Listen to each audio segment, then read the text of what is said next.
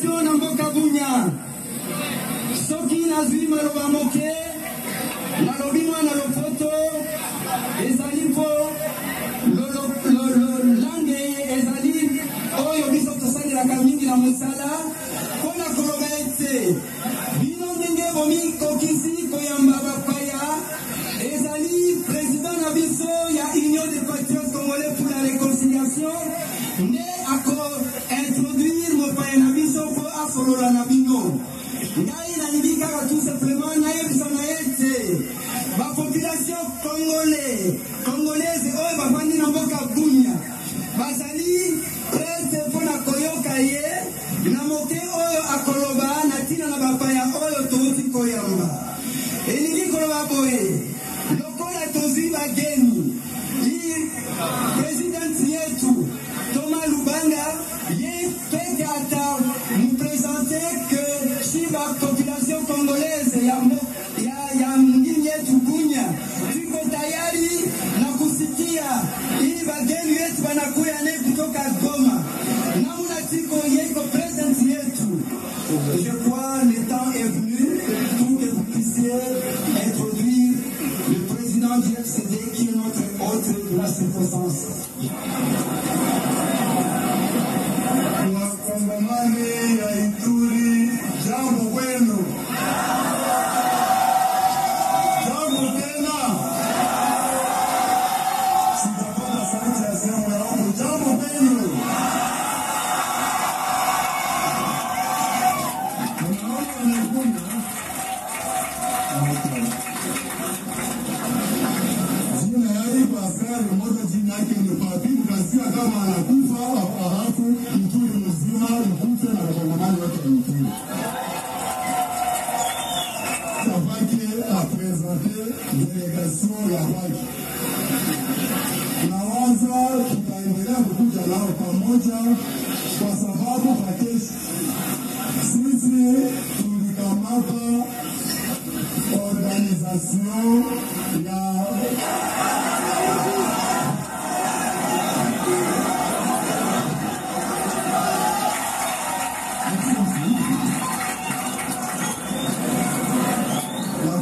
congolaise d'Ituri est pleine de joie et elle est prête à écouter votre message et elle en sera satisfaite. Les journalistes, la population du gouvernement, son excellence, kule jambo bana Bunya mbote na vino utanisame sana, yani Kiswahili yangu si vizuri kama ya Waleti sana, lakini tutajaribu kuzungumza.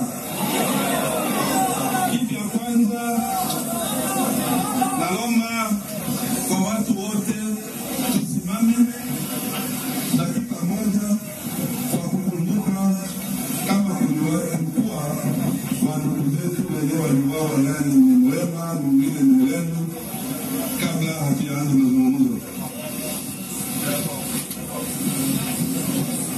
na kwamba watu wanaishi na weko wazima, hata angalau maisha si kama nchi ingekuwa na amani na maendeleo.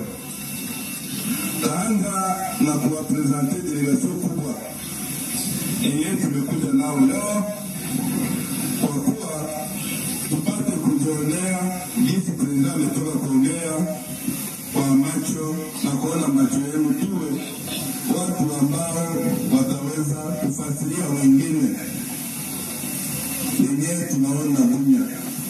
Na tumekuwa na delegation kubwa ya wajurnalisti wa pasha habari wa BBC, Reuters, Associated Press, RTNC, Goma na Okapi, na kuwa wenyewe wanaandika magazeti prive. Ni kuonesha ya kwamba ikawa tunataka amani, ni vizuri tuyazungumzie na watu kuonyesha kweli kama IPC imefanya kazi ya kupasifie Ituri, ya kupasifie Bunia, na tushukuru hiyo kazi na tuonyeshe kweli kama sawa vile majeshi ya kigeni ya maiti zingine zimetoka, watu wa Bunia na Wakongomani tupate kujitawala sisi wenyewe. Mugolimu sangai mukeza mloga milele.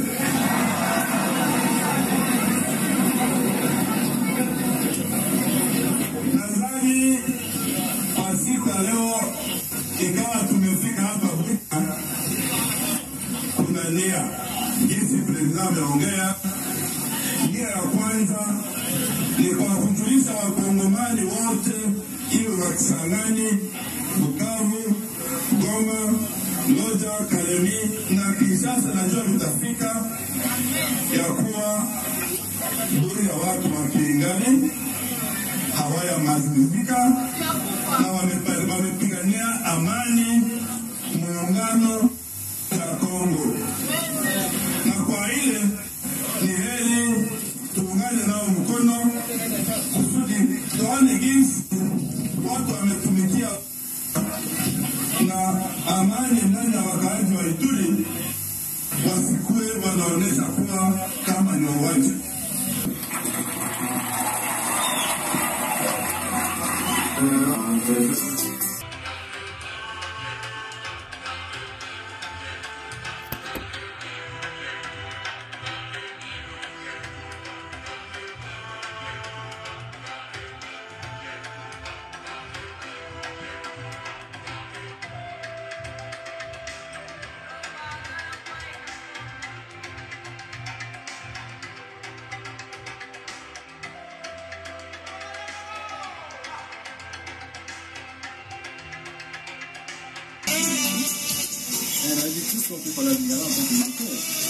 Lingala, Kiswahili, Kiruba,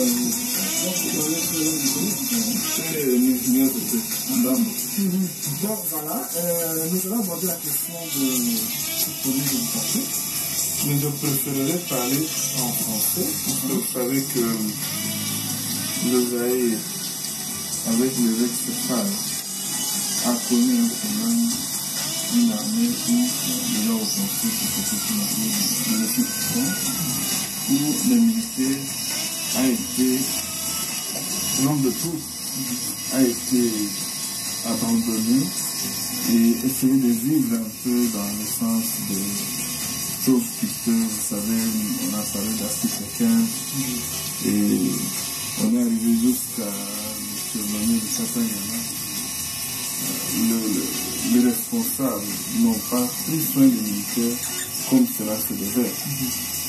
Et l'image que nous, en tant que Zaïrois à son temps, nous sommes faits des militaires, ce sont des personnes qui sont brutales. Et ici, essayer d'humaniser et de faire voir l'autre aspect du militaire, un homme comme tout autre, avec le même sentiment, et qui a besoin d'être encadré puisqu'il n'a pas d'autre moyen de vivre que d'être pris en charge dans l'armée. À ce moment-là, on peut parler le Kiswahili, vous savez, déjà on connaissait de la brutalité avec le Lingala et tous les souvenirs de toute mémoire. Donc, ces aspects-là étant, je suis à l'aise de parler en Kiswahili, en Lingala, en Kiruba, en Antitela, pour ceux qui le comprennent. Et faire voir aux Congolais qu'un militaire, c'est quelqu'un qui a tous les sentiments, avec toutes les facultés de la vie qui sont normales. Or, avec l'attitude de toute façon de votre Merci.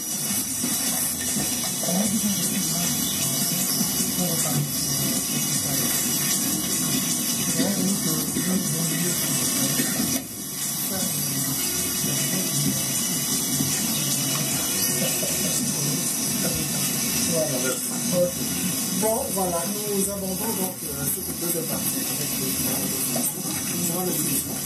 Alors, merci. Ça fait bien, c'est c'est ça. Donc, étant donné que nous avons passé cette question de Madame le directeur général, vous êtes encore considéré comme, excusez-moi le terme, qui est communément connu, des rebelles. Est-ce que vous êtes dans la légalité de vous octroyer des galons en tant que général de tout ça? Est-ce que c'est légal? Je crois dans l'ignorance. Oui, dans toute organisation de combattants de liberté que le monde a connu, les gens se sont octroyés les grades en respectant les principes.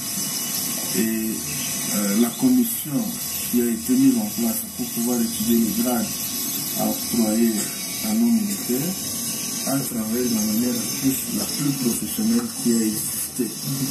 Et si vous entendez que nous insistons sur la formation d'une nouvelle armée nationale, c'est puisque nous estimons que c'est maintenant ou jamais que nous devons constituer une armée de professionnels où tous ces éléments-là vont être étudiés en détail.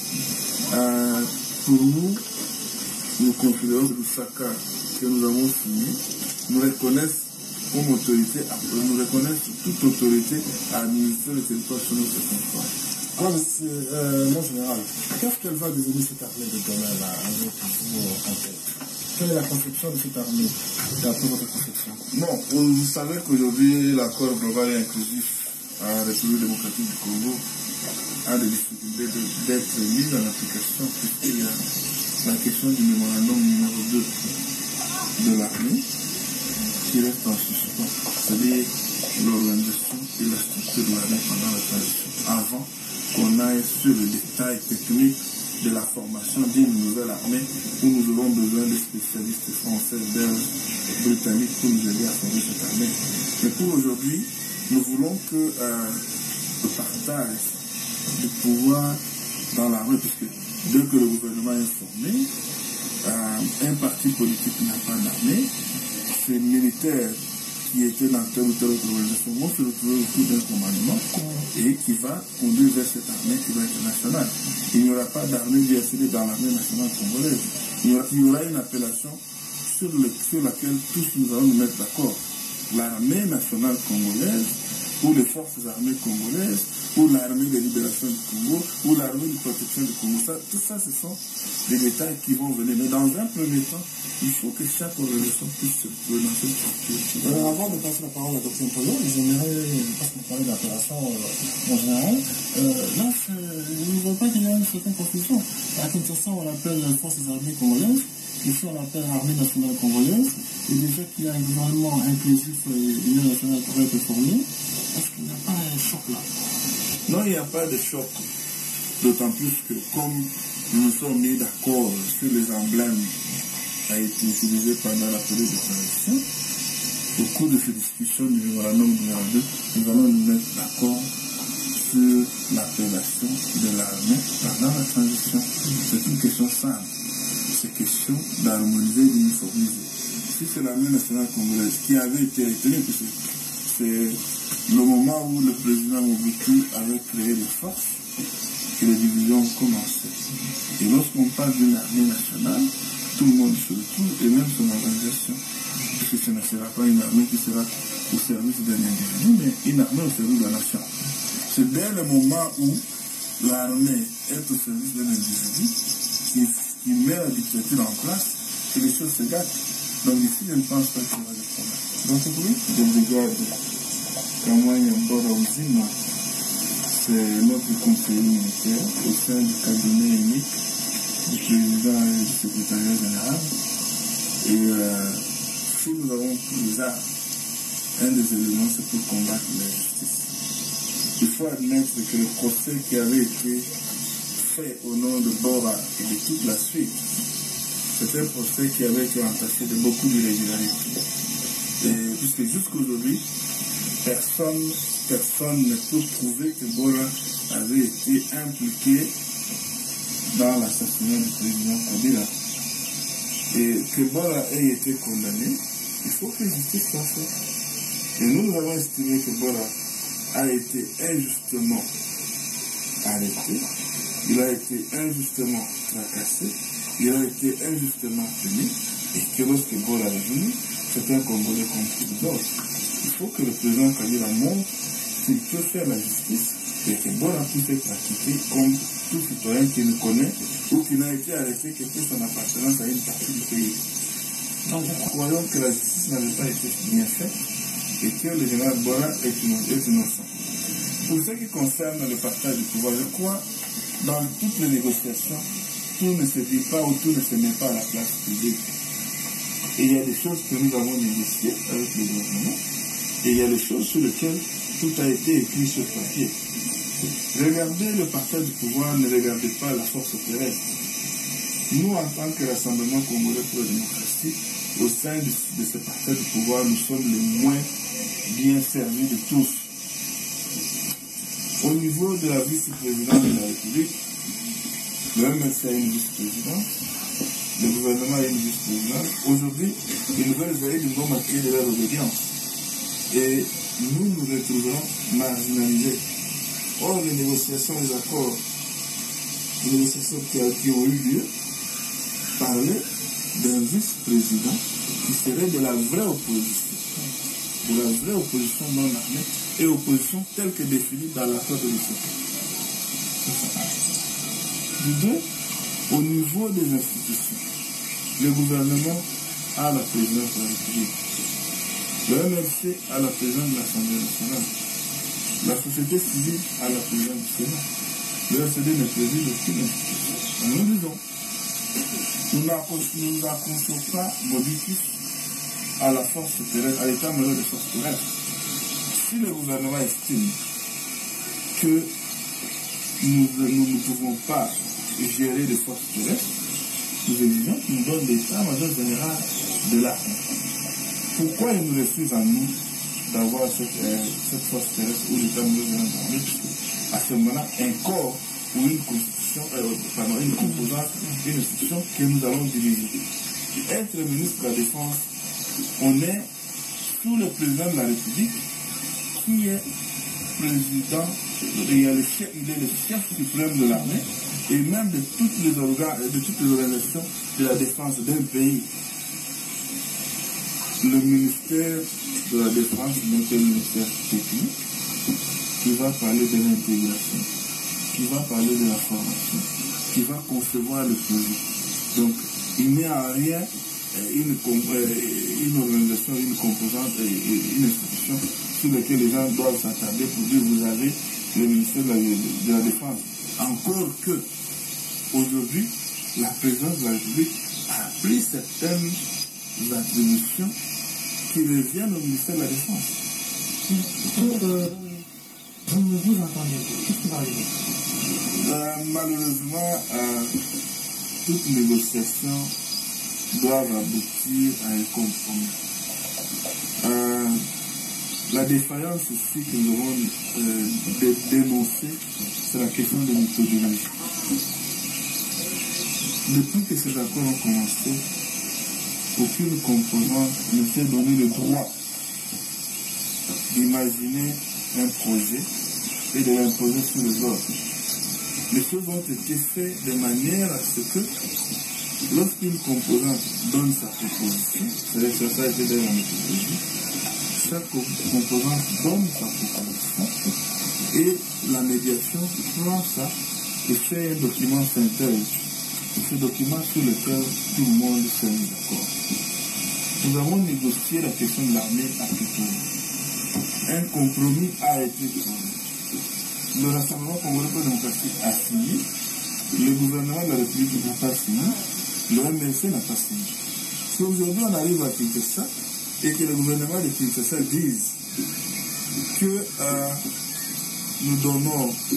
nous prenons l'état-major des forces terrestres, l'état-major des forces navales, l'état-major des forces aériennes, avec le chef d'état-major général, et qu'on donne des adjoints à 1, 2, 3, sur 10 raisons militaires, le gouvernement s'approprie 6, c'est-à-dire 60%, en donnant 2 au MLC, 1 au RCD, 1 au Maïmaï, et pourtant nous sommes présents dans 8 provinces en République démocratique du Congo.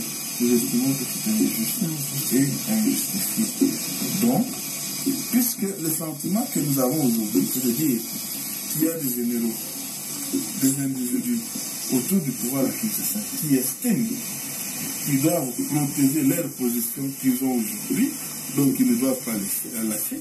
C'est ainsi que nous faisons appel au président Kabila, que nous avons reconnu de tous, à pouvoir user de son autorité sur sa composante pour qu'ils comprennent que tous les Congolais aujourd'hui ont droit au chapitre et qu'il faut qu'ils aient accès au partage de pouvoir avant la formation de l'armée nationale qui va être gérée pour l'intérêt du Congo. Ce n'est pas la conclusion comme telle, mais j'aimerais évoquer une question qu'on avait discutée avec un général lors de notre tenue l'année passée. Vous nous parliez de 40 000 hommes dans vos effectifs militaires. Avez-vous toujours cet effectif actuellement? Parce que ça fait 8 mois qu'on s'est séparé avec vous ici. Et si cet effectif est toujours 40 000 hommes, enfin plus de 40 000 hommes avec vous, est-ce que vous allez aller utiliser le même effectif à Kinshasa de l'armée nationale? Oui, Est-ce que vous considérez comme une menace? Non. Nous voulons qu'on parle de la formation d'une nouvelle armée nationale. Les éléments de l'armée nationale congolaise vont être amenés à être mis ensemble avec les éléments de FAC, les éléments de l'ASC et les éléments des entités comme le FCDMN et le Maïmaï. Maintenant, lorsqu'on va arriver à former l'armée, tous ces gens vont se retrouver et être déployés par la structure centrale qui est l'état-major général de l'armée. Donc, comme je l'ai dit, à ce moment-là, il n'y aura pas de l'armée de l'armée du SCD, mais ça sera l'armée du Congo. Ces gens nés de crainte qui a des milices, puis ce sont des Congolais qui se retrouvent et qui veulent qu'il y ait la paix, qui ne se battent que pour la paix dans notre pays. Les premiers qui avions évoqué que lors de la formation de l'armée nationale congolaise, il faut que l'on fasse l'identification. C'est une armée nationale, une armée des Congolais, une armée qui doit protéger le peuple de ce pays. Bon, moi, général, je ne sais pas ce qu'il y a un problème ici dans le Congo. Quelle est la réaction de Est-ce qu'il y a un débat ici? Nous sommes à l'Union des patriotes congolais, l'UPC. C'est notre ami. On a estimé à son temps que les Congolais qui se retrouvent à l'Éthiopie ont besoin que le pays soit réunifié. Puisqu'après notre visite là-bas, nous avons senti que ce dont les Congolais avaient besoin, c'est de se retrouver dans le Congo comme cela a été par le passé. Et qu'il y avait des problèmes, il fallait aider, il fallait assister nos compatriotes. C'est ce que nous avons fait. Et lorsque le 6 mars, après le retrait des troupes ougandaises, les éléments de la police nationale congolaise qui avaient été envoyés par le gouvernement de Kinshasa à Bunia, certains se sont rendus, certains se sont réunis au Rwanda. Nous avions trouvé qu'il était signé, pour nous en tant que Congolais, de signer des documents comme si on se réjouissait des malheurs ou du malheur que les autres Congolais étaient en train de connaître. Et cela, nous soutenons toujours qu'il y ait la paix, qu'il y ait la réconciliation des peuples en Éthiopie et que le pays retrouve son unité et sa force. Alors, mon général, je pense que la paix humanitaire, vous nous dire votre secret, parce que vous avez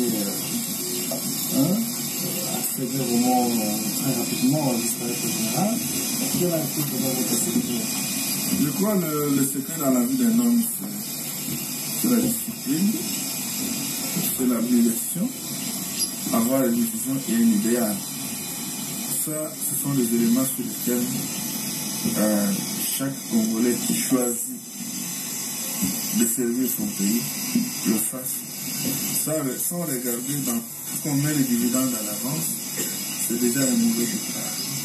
Et nous disons, aujourd'hui, on va être fiers de mourir sous le drapeau en tant que Congolais. Et cela a été notre rêve depuis que c'est pourquoi on est arrivé. Alors, nous allons alors organiser avec ce programme de l'excellence. Mais avant toute chose, mon général, mon patron, s'adresser aux Congolais. Je vous découvre aujourd'hui pour la deuxième chose. dans des émissions de notre programme de télé. Vraiment, on aimerait que ce Congolais du Kivu définisse un message fort. Oui, à tous les Congolais qui nous regardent aujourd'hui, nous leur disons d'abord de ne pas perdre l'espoir, puisqu'en tant qu'un peuple, nous devons avoir l'espoir et avoir la motivation d'arriver à un objectif, un idéal. Je dis ceci puisque je comprends que tout ce qui s'est fait, toutes les transformations qui ont lieu aujourd'hui ne sont faites que par des personnes qui ont une tête sur leurs deux épaules. Il faut beaucoup de volonté, avoir le goût du risque et que ceux qui choisissent de le faire, qu'ils le fassent sans voir ce qu'ils vont avoir en contrepartie. Puisque lorsque vous allez en vous posant la question de savoir qu'est-ce que nous allons avoir en contrepartie, c'est à ce moment-là que vous allez commettre beaucoup de gaffes. Ici, j'invite tous les Congolais à ne pas céder aux rumeurs, à ne pas céder aux radios-trottoirs, à pouvoir travailler pour que demain on ait une armée nationale qui va protéger tout le peuple, on ait un gouvernement qui va veiller au bien-être des populations et assurer une bonne éducation à la jeunesse qui est l'avenir du Congo du demain. Alors, merci mon général. Nous espérons que le Seigneur va vous bénir avec toutes les autres armées qui vont mériter pour le frapper de cette résidence. Alors que le Seigneur bénisse.